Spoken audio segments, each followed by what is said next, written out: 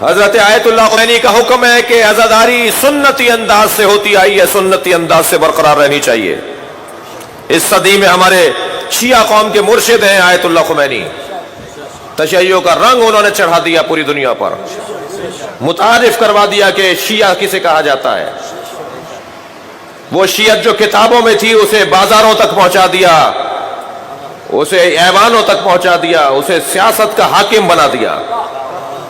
اس آیت اللہ خمینی کا حکم یہ ہے کہ عزاداری سنتی انداز سے ہونی چاہیے،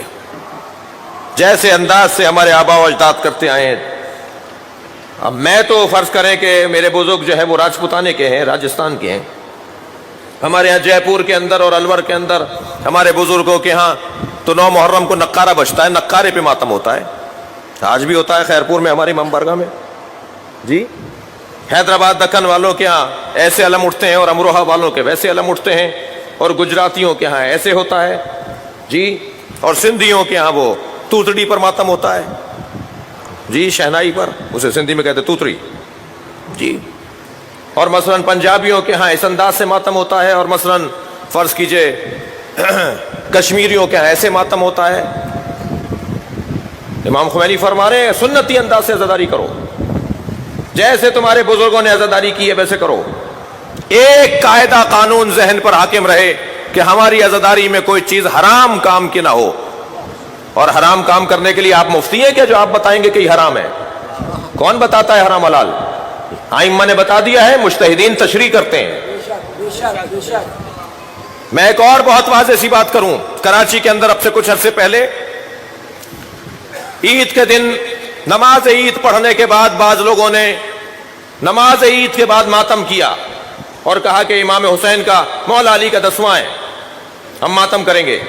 میں نے فتویٰ منگایا، میرے پاس آیت اللہ سیستانی کا بھی فتویٰ ہے، آیت اللہ خامنائی کا بھی فتویٰ ہے کہ عید کے دن نماز پڑھ کر عید مل کر اگر کوئی امام حسین کا مولا علی کا 10ویں کی نیت سے ماتم کرتا ہے تو کیسا ہے؟ دونوں مجتہدین نے کہا جائز ہے۔ کوئی ایک طبقہ ہے جو تقلید کرتا نہیں ہے، اسے تو پوچھنا ہی نہیں ہے مجتہد سے۔ جو تم تقلید کرتے ہو تم کیوں نہیں پوچھتے؟ جو تم تقلید کرتے ہو تم کیوں نہیں پوچھتے مجتہدین سے؟ خود مجتہد کیوں ہو جاتے ہو؟ کسی مجتہد نے منع نہیں کیا عید کے دن ماتم کرنے کو، لہذا میں نے اپنے علماء سے گزارش کی کہ برائے مہربانی قوم کے اندر ان باتوں کے اوپر اختلاف نہ ڈالیے۔ محترم بزرگوں سے میں نے ہاتھ جوڑ کر ایک فورم پر کہا یہ فتویٰ موجود ہے، وہ نماز پڑھ رہا ہے، نماز پڑھنے کے بعد اس نے گلے ملائے اور پھر آ کر ماتم کر رہا ہے، کیا پریشانی ہے آپ کو؟ اور فرما رہے ہیں لہذا ہمیں اپنے رویوں میں اعتدال لانے کی ضرورت ہے۔ یا تو کہہ دیجئے آپ خود مجتہد ہیں، آپ خود رضی اللہ تعالیٰ عنہ ہیں جی، یا مانیے کہ آپ کسی کے مقلد ہیں، مقلد ہیں تو آپ نے پوچھا ان سے؟ نہیں عزیزان گرامی، ہمیں امام حسین کی عزاداری کو مذاق نہیں بنانا، دوسروں کے آگے مذاق نہیں بنوانا، اپنے احساسات اور جذبات کو قوم کے احساسات اور جذبات نہ بناؤ۔ ہم پابند ہیں، ہم نوکر ہیں، ہم غلام ہیں، ہم خادم ہیں، ہمارا کوئی مولا ہے یا نہیں؟ ہمارے مولا نے ہمیں کچھ بتایا یا نہیں بتایا؟ برائے مہربانی میں انتہائی مؤدبانہ اور پیار سے بات کر رہا ہوں، جس انداز سے سنتی انداز سے آپ کے اوپر چھوڑ دیا تو آپ سندھ میں جا کے لوگوں کے سر پھوڑیں گے،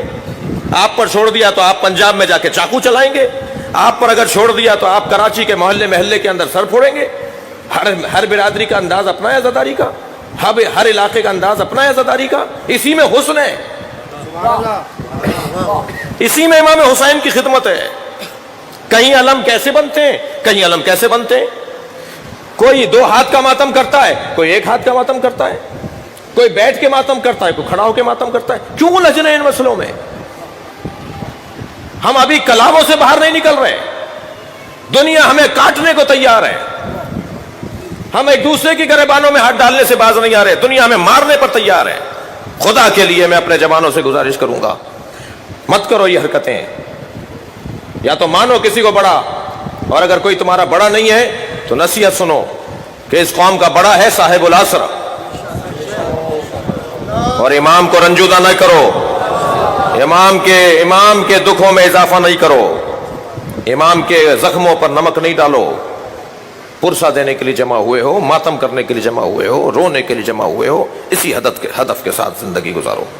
آگے بڑھو۔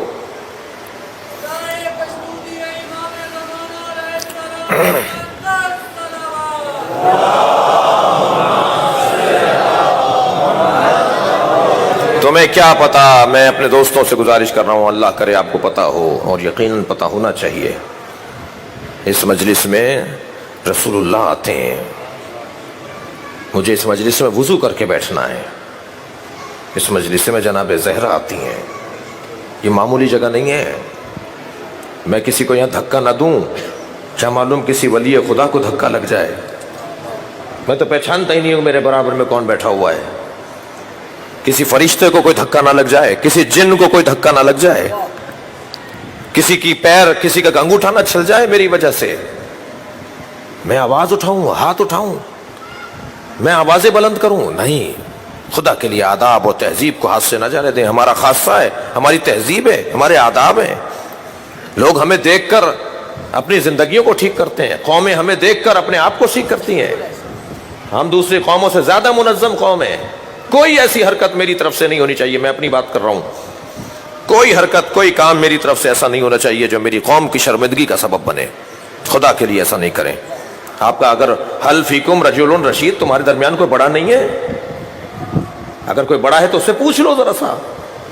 اور اگر ہم کبھی کسی چیز کے حرام اور حلال کی بات کرتے ہیں تو ہمارے پاس قرآن سے دلیل ہونی چاہیے، حدیث سے مستند حدیث ہونی چاہیے، اس کے علاوہ میرے احساسات اور جذبات کوئی معیار نہیں ہے،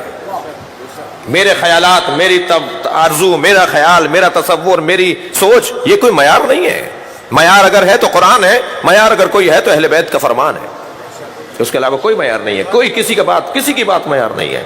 خدا کے لیے قومیں ہمیں دیکھ کر آگے بڑھ رہی ہیں، اور اگر کبھی ہمارے ہاں کوئی ایسی بات ہو جائے تو وہ ناگوار بات ہماری پوری قوم کے لیے شرمندگی کا سبب بنے گی۔ مؤدبانہ گزارش کر رہا ہوں، بڑے ہی پیار سے بات کر رہا ہوں، اور اس کے علاوہ کچھ کر بھی نہیں سکتا، اس کے علاوہ میں کیا کر سکتا ہوں؟